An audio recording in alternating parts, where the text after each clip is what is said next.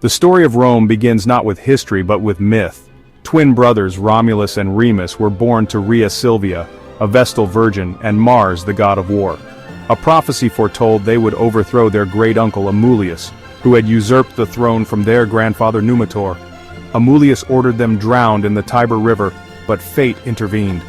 The servants set the infants adrift on the river instead. The basket carrying Romulus and Remus ran aground at the foot of the Palatine Hill. A she-wolf, the Lupa, found the crying babies and suckled them. This image of the she-wolf and the twins became a powerful symbol of Rome's origins. Later, a woodpecker brought them food. The twins were eventually discovered by a shepherd named Faustulus, and raised by him and his wife, Acca Laurentia. Romulus and Remus grew into strong young men, natural leaders among the shepherds. One day, Remus was captured and brought before King Amulius.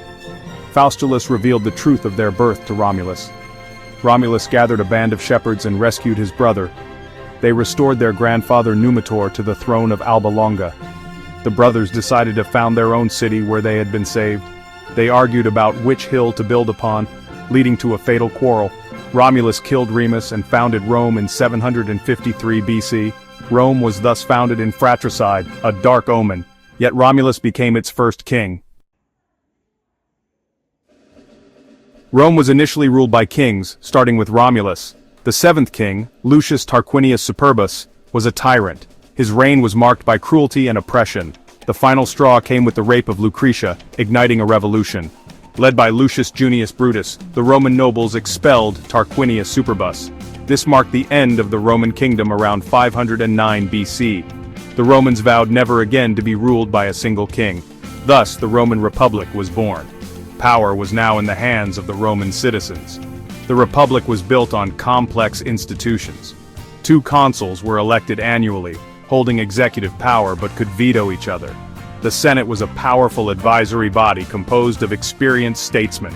Assemblies of citizens voted on laws and elected officials. The motto of the Republic was SPQR Senatus Populusque Romanus. This system, though not perfectly democratic, endured for centuries. However, the early Republic faced internal struggles. Society was divided between patricians and plebeians. Plebeians fought for greater equality, leading to the establishment of the 12 tables and tribunes of the plebs. The Republic slowly became more inclusive, yet challenges remained. Its expansion across Italy began. The Roman Republic grew vast and powerful, but its success created new problems. Great generals gained immense influence and personal armies. One such figure was Gaius Julius Caesar. Caesar formed the first triumvirate with Pompey the Great and Marcus Licinius Crassus. Caesar was appointed governor of Gaul and waged brilliant campaigns, making him wealthy and popular. The Senate in Rome grew wary of his increasing power. They ordered him to disband his army and return to Rome. In 49 BC, Caesar defied the Senate and crossed the Rubicon River, igniting a civil war. Caesar's military genius proved superior and he defeated Pompey. Caesar returned to Rome in triumph and was made dictator for life. He initiated many reforms but alarmed many senators. They feared he would declare himself king. A conspiracy was formed by senators led by Marcus Junius Brutus and Gaius Cassius Longinus. On the Ides of March, 44 BC, they assassinated Caesar in the Senate House. His death did not restore the Republic but plunged Rome into further chaos and civil war. The assassination of Julius Caesar unleashed a new wave of turmoil. Caesar's heir, Octavian, allied with Mark Antony and Marcus Aemilius Lepidus to form the Second Triumvirate. They defeated Caesar's assassins at the Battle of Philippi. Tensions arose between Octavian and Antony, leading to a final showdown at the naval Battle of Actium in 31 BC. Octavian's forces defeated Antony and Cleopatra, who later committed suicide. Octavian returned to Rome as the undisputed master. In 27 BC, he restored the Republic and claimed to be merely the princeps, or first citizen. The Senate bestowed upon him the title Augustus, marking the beginning of the Roman Empire. Augustus maintained the outward forms of the Republic, but real power rested in his hands.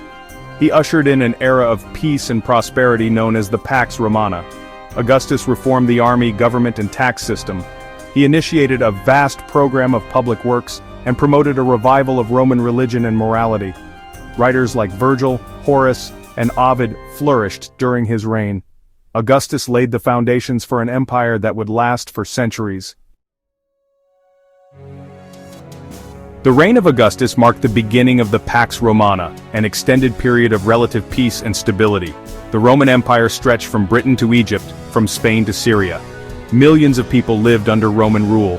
The Pax Romana was not entirely without conflict, but the core of the empire experienced remarkable tranquility and order. The Roman army was key in maintaining the Pax Romana. The legions defended the empire's vast borders and built roads, bridges, and aqueducts. Trade boomed across the Mediterranean Sea. Roman culture spread throughout the empire, a process known as Romanization. Latin became the common language of the Western Empire, while Greek remained dominant in the East. Roman law provided a unified legal framework. Roman art, architecture, and literature reached new heights. Cities across the empire adopted Roman models. Local elites often embraced Roman customs and sought Roman citizenship. Despite its many achievements, the Pax Romana had its limits. The vast empire was expensive to maintain and defend. Social inequality persisted, and the peace was largely maintained by the strength of the emperors and the army. When leadership faltered, stability was threatened. The demands of defending extensive frontiers would eventually strain the empire's resources. The long peace of the Pax Romana eventually came to an end. The death of Emperor Marcus Aurelius in 180 AD marked a turning point. The 3rd century AD was particularly chaotic, known as the Crisis of the 3rd Century. Frequent civil wars and political instability weakened the empire. Economic problems plagued the empire with rampant inflation and heavy taxation. Barbarian incursions along the frontiers became more frequent and severe. Emperor Diocletian implemented sweeping reforms, including the Tetrarchy. Emperor Constantine later reunited the empire and legalized Christianity. He founded a new capital in the east, Constantinople. The empire effectively began to split into western and eastern halves. The Western Roman Empire continued to face immense pressures. Internal divisions, economic weakness, and barbarian invasions took their toll. In 410 AD, the Visigoths sacked the city of Rome. The traditional date for the fall of the Western Roman Empire is 476 AD. In that year, the last Western Roman emperor, Romulus Augustus, was deposed by the Germanic chieftain Odoacer. The Western Empire had ceased to exist as a political entity. The fall of Rome in 476 AD was not a sudden event. The Eastern Roman Empire, also known as the Byzantine Empire, continued to thrive. Its capital was Constantinople, preserving Roman traditions for another 1,000 years. The legacy of Rome in the West is immense. Roman law is a cornerstone of many modern legal systems. Concepts like innocent until proven guilty have Roman roots. Roman ideas about governance have influenced political thought for centuries. The Latin language evolved into the Romance languages. Roman achievements in engineering and architecture continue to inspire. Roads, aqueducts, concrete arches, and domes are all part of their heritage. The spread of Christianity is one of Rome's most significant legacies. The religion emerged within the Roman Empire and eventually became the state religion. The empire's network of roads and common languages facilitated the spread of Christian teachings. Rome's story is not just one of military conquest and political power. It is a story of cultural transmission that continues to shape our world today. The echoes of Rome are truly eternal.